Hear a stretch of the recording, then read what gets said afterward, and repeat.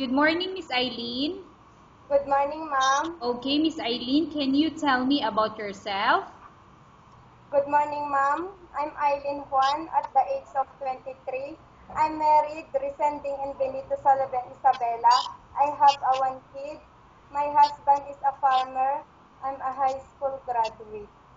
Okay, I have few questions for you to answer. So let's start. Why do you want to work as a maid?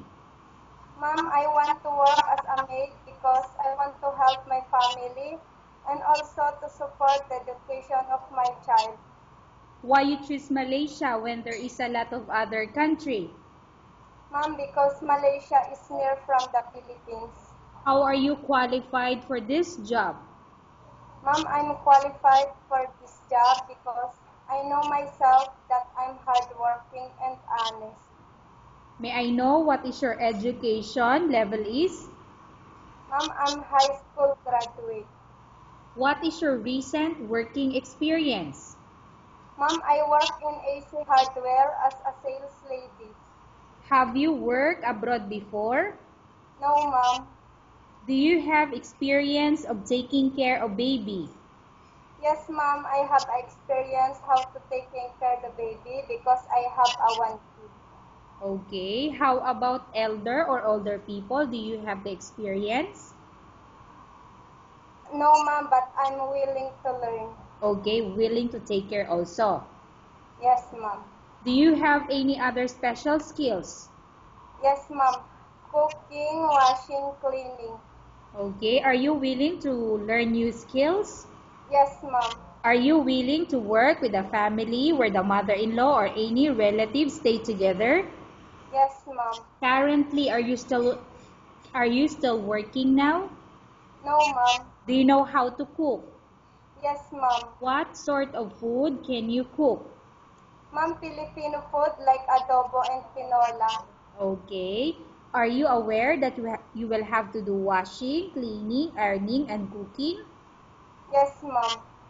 From all the house chores like cooking, cleaning, ironing, and washing, which do you like most? Ma'am, cooking and cleaning.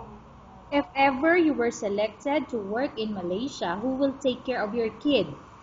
Ma'am, my husband and my mother. You are not allowed to use handphone or cell phone during working hours. Yes, ma'am. You're only allowed to use handphone or cell phone after you finish all the works and when going to bed. Yes, ma'am. You are strictly needed to surrender the handphone to your employer in the morning, and your employer will return back to you once you're going to bed. Yes, ma'am. If ever your employer finds out that you're abusing your handphone and it's affected your work performance, your employer will confiscate your handphone and you're not allowed to hold it anymore. Instead, your employer will allow you to call to your family 3 times in a month. You're only allowed to bring normal phone and you're not allowed to bring smartphone. Are you agreed for the terms and condition? Yes, ma'am. Are you agreed to the rules and regulation for the handphone? Yes, ma'am. How many years is the contract as you agreed and understand? Ma'am, 2 years. Can you describe for me your ethics or your attitude? Ma'am, I'm hardworking, honest, and kind. How can you assure to us that you will work hard in Malaysia?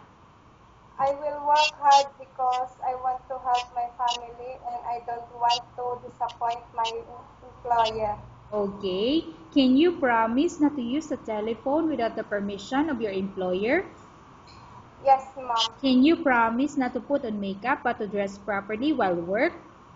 Yes, ma'am. Can you promise not to invite friends and relatives without the consent of your employer? Yes, ma'am. Can you promise not to ask for advance salary from your employer under any circumstances? Yes, ma'am. Do you really understand of the rules and regulation of the agency? Yes, ma'am. Do you pay any placement fee for you to come to Malaysia to work as a maid? No, ma'am. Do you have any history of sickness, example breast cancer or any other illness? No, ma'am. Do you suffer from any skin diseases, allergy or physical defect? No, ma'am. Have you suffered from any serious illness? No, ma'am. Do you smoke? No, ma'am. Do you have any tattoo in your body? No, ma'am. Do you take any prohibited drugs before? No, ma'am. Have you undergone any operation or surgery?